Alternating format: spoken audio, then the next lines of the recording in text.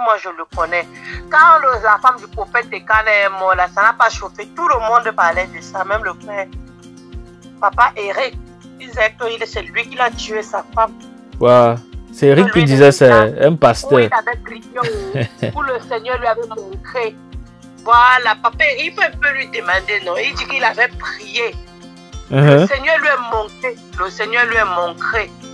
Regarde comment, comment c'est un menteur. Regarde un pasteur, il ment. Il dit qu'il a prié, Dieu lui a montré que c'est le prophète qui a tué sa femme. Regarde comment il ment. Qui n'est pas dans les bonnes choses. Eric, c'est un menteur. C'est un pasteur menteur. Dieu ne lui a rien dit. Dieu ne lui a rien dit. C'est un pasteur menteur. Le prophète Ekan n'a pas tué sa femme. Ce qu'il t'a dit là sur le mensonge. Eric, c'est un pasteur menteur. Tu l'appelles où c'est papa Eric? C'est un pasteur menteur. Il ne faut pas l'écouter. Les gens croient que tu ne dois même pas prier avec lui. Il va t'induire en erreur. Quand tu vois déjà un homme de Dieu parle mal contre un homme de Dieu, évite l'homme et il faut le fuir directement. Donc tu dois même passer papa Eric.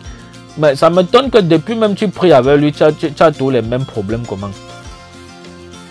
Si lui il était un vrai homme de Dieu, c'est que Dieu t'a délivré de tous les problèmes que tu pries avec lui depuis. Hein? Tu y ris, hein? Un vrai homme de Dieu, quand il prie pour toi, même pas à l'instant, tu vois la main de Dieu. C'est ça, non, frère? Tu dis comment? C'est ça. Je dis que quand tu pries vraiment avec un serviteur de Dieu, un vrai serviteur de Dieu. Mais c'est action-réaction. J'ai prié pour comment on l'appelle?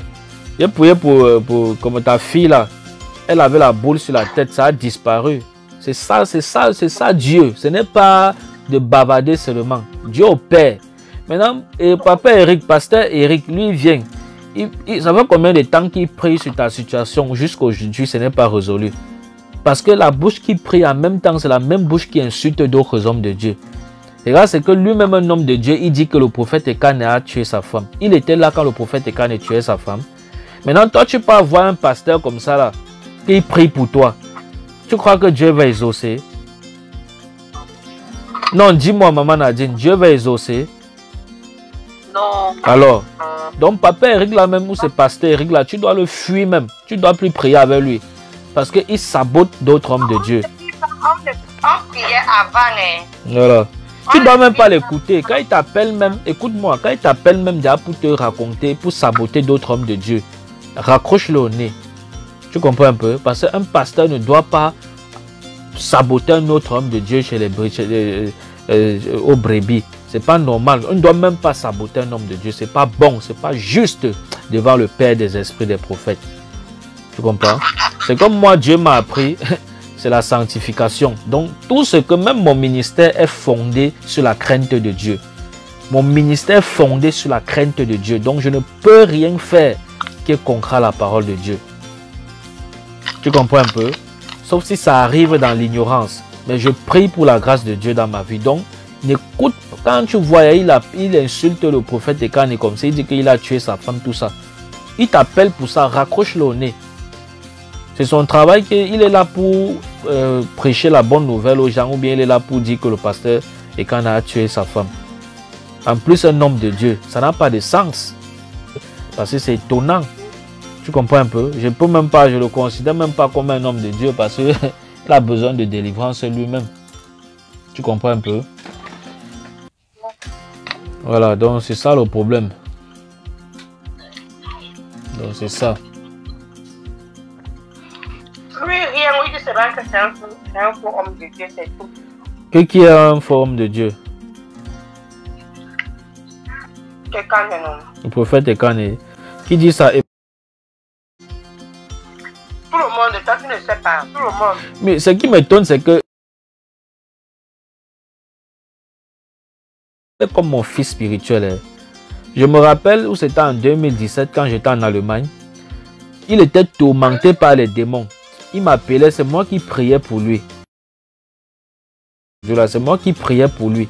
J'ai prié pour lui en Allemagne jusqu'à presque tous les soirs. Il m'appelle quand je mets mes genoux à terre, je prie pour lui. C'est moi qui lui parlais de Jésus par la grâce de Dieu et tout ça et tout ça. Tu vois. Mais aujourd'hui, il vient dire que le... il est né de nouveau quand jusqu'à il vient dire aujourd'hui que le prophète Ekane c'est un faux prophète. Il a eu quel... Il a... Il dit que qui supporte qui? Il dit que je supporte qui?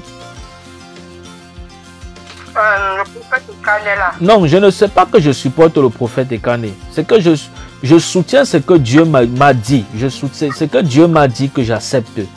Eux, ils n'ont reçu aucune... Dieu ne leur a pas dit que c'est un faux homme de Dieu.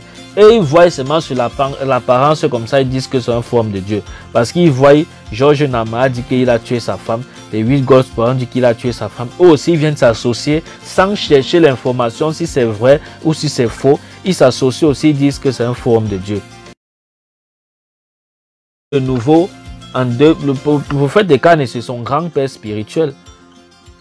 Si on veut parler, c'est son arrière-grand-père même spirituellement. Il est né de nouveau quand jusqu'à il vient, il voit un homme de Dieu comme ça, il dit que c'est un faux homme de Dieu. Hein? C'est ça le problème. C'est pour ça que les bouches qui insultent d'autres ou qui disent que tu dis que tel est faux, demain on va aussi dire que tu es faux. Bienvenue sur notre chaîne YouTube et internationale. N'oubliez surtout pas de vous abonner et de cliquer sur la cloche de notification.